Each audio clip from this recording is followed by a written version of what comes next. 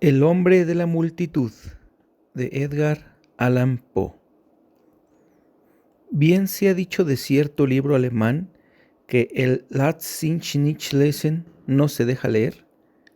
Hay ciertos secretos que no se dejan expresar. Hay hombres que mueren de noche en sus lechos, estrechando convulsivamente las manos de espectrales confesores, mirándolos lastimosamente en los ojos. Mueren con el corazón desesperado y apretada la garganta a causa de esos misterios que no permiten que se los revele. Una y otra vez, ¡ay! La conciencia del hombre soporta una carga tan pesada de horror que solo puede arrojarla a la tumba, y así la esencia de todo crimen queda inexpresada. No hace mucho tiempo, en un atardecer de otoño, hallábame sentado junto a la gran ventana que sirve de mirador al café en Londres. Después de varios meses de enfermedad, me sentía convaleciente y con el retorno de mis fuerzas, notaba esa agradable disposición que es el reverso exacto del ennui, disposición llena de apetencia, en la que se desvanecen los vapores de la visión interior y el intelecto electrizado sobrepasa su nivel cotidiano, así como la vívida, aunque ingenua razón del Leibniz sobrepase la alocada y endeble retórica de Gorgias. El solo hecho de respirar era un goce, e incluso de muchas fuentes legítimas del dolor extraía yo un placer. Sentía un interés sereno pero inquisitivo hacia todo lo que me rodeaba. Con un cigarro en los labios y un periódico en las rodillas, me había entretenido gran parte de la tarde, ya leyendo los anuncios, ya contemplando la variada concurrencia del salón, cuando no mirando hacia la calle a través de los cristales velados por el humo. Dicha calle es una de las principales avenidas de la ciudad, y durante todo el día había transitado por ella una densa multitud. Al acercarse la noche, la afluencia aumentó, y cuando se encendieron las lámparas pudo verse una doble y continua corriente de transeúntes pasando presurosos ante la puerta. Nunca me había hallado a esa hora en el café, y el tumultuoso mar de cabezas humanas me llenó de una emoción deliciosamente nueva. Terminé por despreocuparme de lo que ocurría adentro y me absorbí en la contemplación de la escena exterior. Al principio, mis observaciones tomaron un giro abstracto y general. Miraba a los viandantes en masa y pensaba en ellos desde el punto de vista de su relación colectiva. Pronto, sin embargo, pasé a los detalles examinando con minucioso interés las innumerables variedades de figuras, vestimentas, apariencias, actitudes, rostros y expresiones. La gran mayoría de los que iban pasando tenían un aire tan serio como satisfecho, y solo parecían pensar en la manera de abrirse paso en el apiñamiento. Fruncían las cejas y giraban vivamente los ojos, cuando otros transeúntes los empujaban. No daban ninguna señal de impaciencia, sino que se alisaban la ropa y continuaban presurosos. Otros, también en gran número, se movían incansables, rojos los rostros, hablando y gesticulando consigo mismos como si la densidad de la masa que los rodeaba los hiciera sentirse solos. Cuando hallaban un obstáculo a su paso, cesaban bruscamente de mascullar, pero redoblaban sus gesticulaciones, esperando con sonrisa forzada y ausente que los demás les abrieran camino.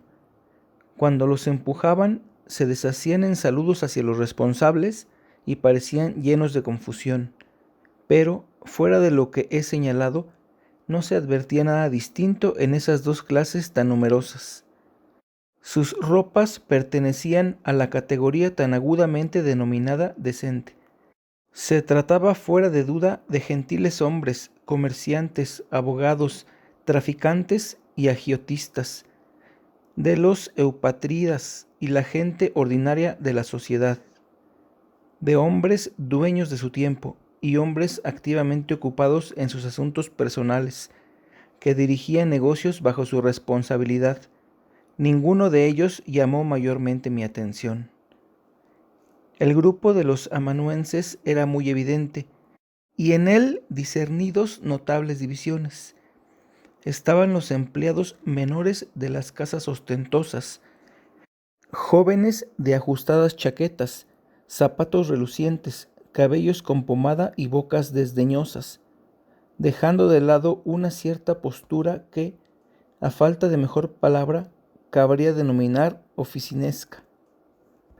El aire de dichas personas me parecía el exacto facsímil de lo que un año o año y medio antes había constituido la perfección del bon ton.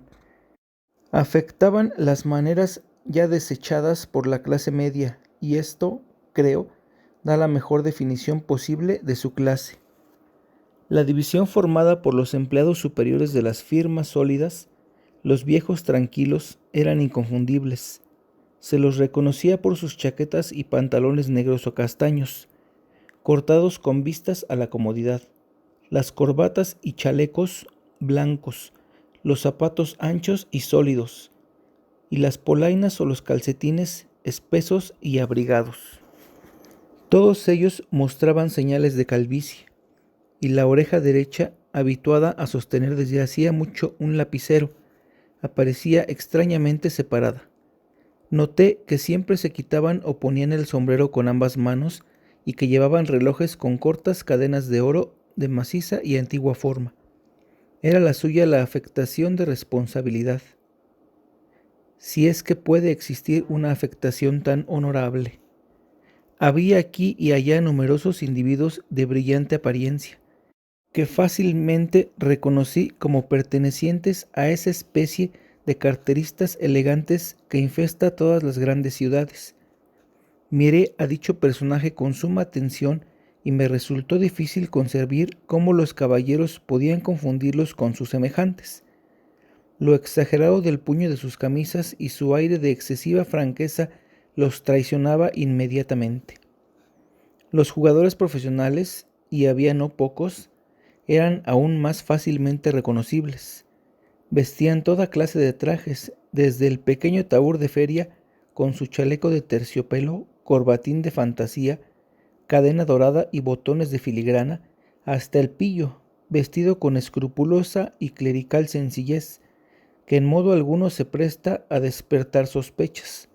Sin embargo, todos ellos se distinguían por el color terroso y atezado de la piel, la mirada vaga y perdida y los labios pálidos y apretados. Había, además, otros dos rasgos que me permitían identificarlos siempre: un tono reservadamente bajo al conversar y la extensión más que ordinaria del pulgar, que se abría en ángulo recto con los dedos. Junto a estos tahúres observé muchas veces a hombres vestidos de manera algo diferente, sin dejar de ser pájaros del mismo plumaje. Cabría definirlos como caballeros que viven de su ingenio. Parecen precipitarse sobre el público en dos batallones, el de los dandis y el de los militares. En el primer grupo, los rasgos característicos son los cabellos largos y las sonrisas. En el segundo, los levitones y el aire cejijunto. Bajando por la escala de lo que da en llamarse superioridad social, encontré temas de especulación más sombríos y profundos. Vi buhoneros judíos con ojos de halcón brillando en rostros cuyas restantes facciones sólo expresaban abyecta humildad, impedernidos mendigos callejeros profesionales, rechazando con violencia a otros mendigos de mejor estampa, a quienes sólo la desesperación había arrojado a la calle a pedir limosna, débiles y espectrales inválidos, sobre los cuales la muerte apoyaba una firme mano y que avanzaban vacilantes entre la muchedumbre, mirando cada rostro con aire de imploración, como si buscaran un consuelo casual o alguna perdida esperanza. Modestas jóvenes que volvían tarde de su penosa labor y se encaminaban a sus fríos hogares, retrayéndose más afligidas que indignadas ante las ojeadas de los rufianes, cuyo contacto directo no les era posible evitar, rameras de toda clase y edad, con la inequívoca belleza en la plenitud de su feminidad, que llevaba a pensar en la estatua de Luciano, por fuera de mármol de paros y por dentro llena de basura. La horrible leprosa harapienta, en el último grado de la ruina. El vejestorio lleno de arrugas, joyas y cosméticos que hace un último esfuerzo para salvar la juventud. La niña de formas apenas núbiles, pero a quien una larga costumbre inclina a los horribles coqueterías de su profesión, mientras arde en el devorador deseo de igualarse con sus mayores en el vicio. Innumerables e indescriptibles borrachos, algunos harapientos y remendados, tambaleándose, incapaces de articular palabra, amoratado el rostro y opacos los ojos, otros con ropas enteras aunque sucias, el aire provocador pero vacilante, gruesos labios sensuales y rostros rubicundos y abiertos, otros vestidos con trajes que alguna vez fueron buenos y que todavía están cepillados cuidadosamente, hombres que caminan con paso más firme y más vivo que el natural, pero cuyos rostros se ven espantosamente pálidos, los ojos inyectados en sangre, y que mientras avanzan a través de la multitud se toman con dedos temblorosos todos los objetos a su alcance, y junto a ellos pasteleros, mozos de cordel, acarreadores de carbón, desollinadores, organilleros, exhibidores de monos amaestrados, cantores callejeros, los que venden mientras los otros cantan, artesanos desastrados, obreros de toda clase, vencidos por la fatiga, y todo ese conjunto estaba lleno de una ruidosa y desordenada vivacidad, que resonaba discordante en los oídos y creaba en los ojos una sensación dolorosa. A medida que la noche se hacía más profunda, también era más profundo mi interés por la escena. No solo el aspecto general de la multitud cambiaba materialmente, pues sus rasgos más agradables desaparecían a medida que el sector ordenado de la población se retiraba y los más ásperos se reforzaban con el surgir de todas las especies de infamia arrancadas a sus guaridas por lo avanzado de la hora, sino que los resplandores del gas, débiles al comienzo de la lucha contra el día, ganaban por fin ascendiente y esparcían en derredor una luz agitada y deslumbrante. Todo era negro y, sin embargo, espléndido, como el ébano con el cual fue comparado el estilo de Tertuliano. Los extraños efectos de la luz me obligaron a examinar individualmente las caras de la gente y, aunque la rapidez con que aquel mundo pasaba delante de la ventana me impedía lanzar más de una ojeada a cada rostro, me pareció que, en mi singular disposición de ánimo, era capaz de leer la historia de muchos años en el breve intervalo de una mirada. Pegada la frente a los cristales, ocupábame en observar la multitud, cuando de pronto se me hizo visible un rostro, el de un anciano decrépito de unos 65 o 70 años, que detuvo y absorbió al punto toda mi atención, a causa de la absoluta singularidad de su expresión. Jamás había visto nada que se pareciese remotamente a esa expresión. Me acuerdo de que, al contemplarla, mi primer pensamiento fue que, si Retzsch la hubiera visto, la hubiera preferido a sus propias encarnaciones pictóricas del demonio. Mientras procuraba, en el breve instante de mi observación, analizar el sentido de lo que había experimentado, crecieron confusa y paradójicamente en mi cerebro las ideas de enorme capacidad mental, cautela, penuria, avaricia, frialdad, malicia, sed de sangre, triunfo, alborozo, terror excesivo y de intensa, suprema desesperación. ¡Qué extraordinaria historia está escrita en ese pecho!, me dije. Nacía en mí un ardiente deseo de no perder de vista a aquel hombre, de saber más sobre él. Poniendo rápidamente el abrigo y tomando sombrero y bastón, salí a la calle y me abrí paso entre la multitud en la dirección que le había visto tomar, pues ya había desaparecido. Después de algunas dificultades terminé por verlo otra vez. Acercándome, lo seguí de cerca, aunque cautelosamente, a fin de no llamar su atención. Tenía ahora una buena oportunidad para examinarlo. Era de escasa estatura, flaco y aparentemente muy débil. Vestía ropas tan sucias como harapientas, pero cuando la luz de un farol lo alumbraba de lleno, pude advertir que su camisa, aunque sucia, era de excelente tela, y, si mis ojos no se engañaban, a través de un desgarrón del abrigo de segunda mano que lo envolvía apretadamente, alcancé a ver el resplandor de un diamante y de un puñal. Estas observaciones enardecieron mi curiosidad y resolví seguir al desconocido a donde quiera que fuese.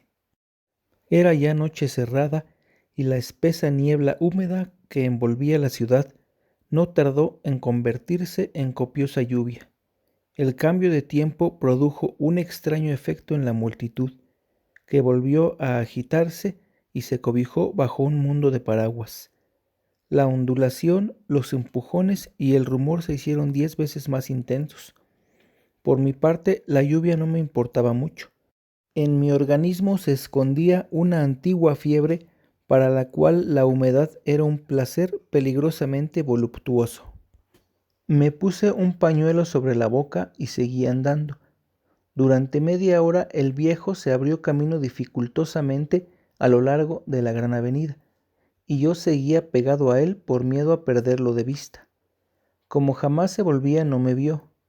Entramos al fin en una calle transversal que, aunque muy concurrida, no lo estaba tanto como la que acabábamos de abandonar. Inmediatamente advertí un cambio en su actitud. Caminaba más despacio, de manera menos decidida que antes, y parecía vacilar. Cruzó repetidas veces a un lado y otro de la calle, sin propósito aparente. La multitud era todavía tan densa que me veía obligado a seguirlo de cerca. La calle era angosta y larga y la caminata duró casi una hora, durante la cual los viandantes fueron disminuyendo hasta reducirse al número que habitualmente puede verse a mediodía en Broadway, cerca del parque, pues tanta es la diferencia entre una muchedumbre londinense y la de la ciudad norteamericana más populosa. Un nuevo cambio de dirección nos llevó a una plaza brillantemente iluminada y rebosante de vida. El desconocido recobró al punto su actitud primitiva.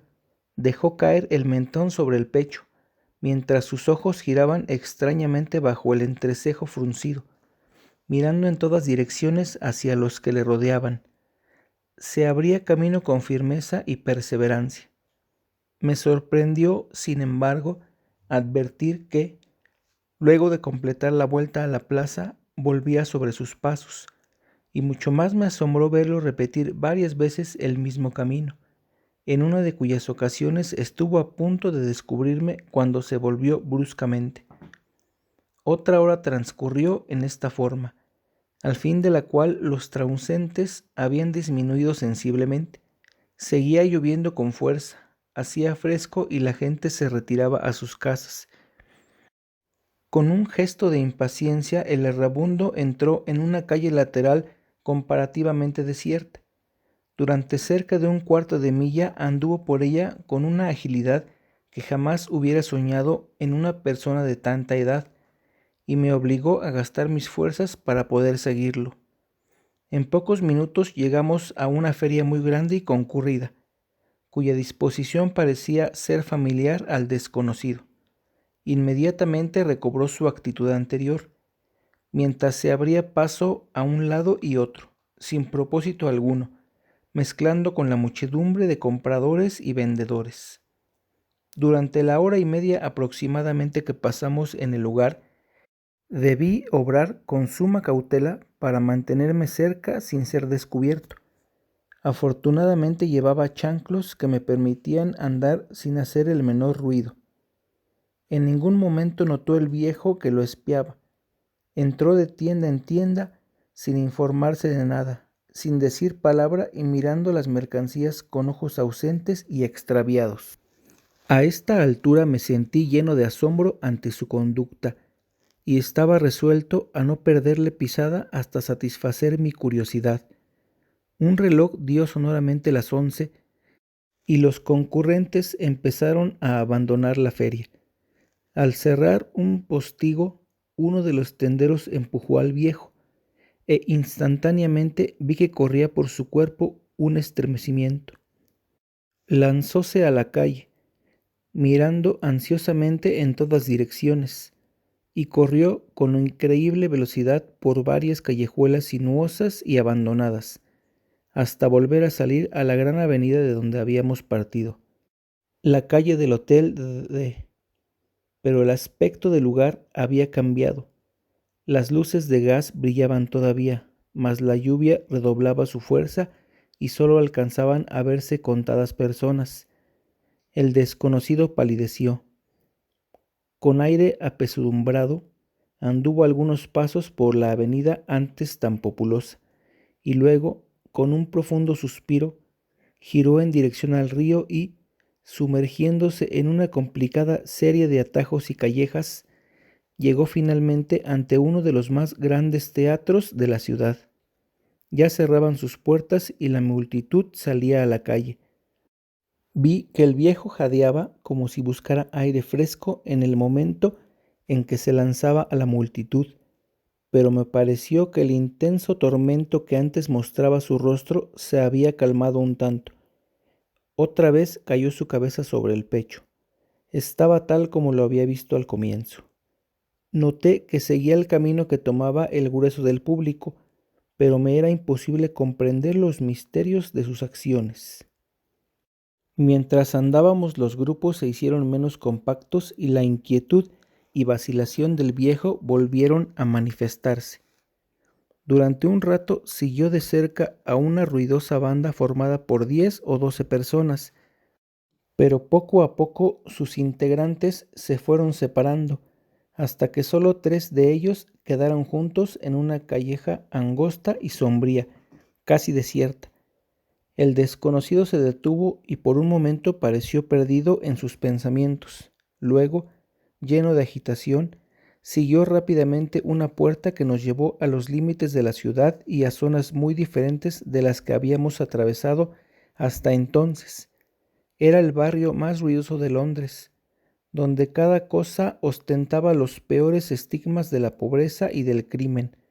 A la débil luz de uno de los escasos faroles se veían altos, antiguos y carcomidos edificios de madera, peligrosamente inclinados de manera tan rara y caprichosa que apenas si podía discernirse entre ellos algo así como un pasaje. Las piedras del pavimento estaban sembradas al azar, arrancadas de sus lechos por la cizaña. La más horrible inmundicia se acumulaba en las cunetas. Toda la atmósfera estaba bañada en desolación. Sin embargo, a medida que avanzamos, los sonidos de la vida humana crecían gradualmente y al final nos encontramos entre grupos del más vil populacho de Londres, que se paseaban tambaleantes de un lado a otro. Otra vez pareció reanimarse el viejo, como una lámpara cuyo aceite está a punto de extinguirse. Otra vez echó a andar con elásticos pasos. Doblamos bruscamente en una esquina. Nos envolvió una luz brillante y nos vimos frente a uno de los enormes templos suburbanos de la intemperancia, uno de los palacios del demonio Ginebra. Faltaba ya poco para el amanecer, pero gran cantidad de miserables borrachos entraban y salían todavía por la ostentosa puerta. Con un sofocado grito de alegría, el viejo se abrió paso hasta el interior, adoptó al punto su actitud primitiva y anduvo de un lado a otro entre la multitud sin motivo aparente. No llevaba mucho tiempo así, cuando un súbito movimiento general hacia la puerta reveló que la casa estaba a punto de ser cerrada. Algo aún más intenso que la desesperación se pintó entonces en las facciones del extraño ser a quien venía observando con tanta pertinencia. No vaciló, sin embargo, en su carrera, sino que con una energía de maníaco volvió sobre sus pasos hasta el corazón de la enorme Londres. Corrió rápidamente y durante largo tiempo, mientras yo lo seguía, en el colmo del asombro, resuelto a no abandonar algo que me interesaba más que cualquier otra cosa. Salió el sol mientras seguíamos andando y, cuando llegamos de nuevo a ese punto donde se encontraba la actividad comercial de la populosa ciudad, a la calle del Hotel de, La vimos casi tan llena de gente y de actividad como la tarde anterior, y aquí largamente, entre la confusión que crecía por momentos, me obstiné en mi persecución del extranjero, pero, como siempre, andando de un lado a otro, y durante todo el día no se alejó del torbellino de aquella calle. Y cuando llegaron las sombras de la segunda noche, y yo me sentía cansado a morir, enfrenté al errabundo y me detuve, mirándolo fijamente en la cara. Sin reparar en mí, reanudó su solemne paseo, mientras yo, cesando de perseguirlo, me quedé sumido en su contemplación. Este viejo, dije por fin, representa el arquetipo y el genio del profundo crimen. Se niega a estar solo. Es el hombre de la multitud. Sería vano seguirlo, pues nada más aprenderé sobre él y sus acciones. El peor corazón del mundo es un libro más repelente que el Hortulus Animae, y quizá sea una de las grandes mercedes de Dios el que Erslach sich nicht lesen. Fin. Muchas gracias por escuchar el audiolibro. Compartan, denle like y suscríbanse. Si quieren escuchar alguno en particular, déjenlo en los comentarios. Muchas gracias y hasta la próxima.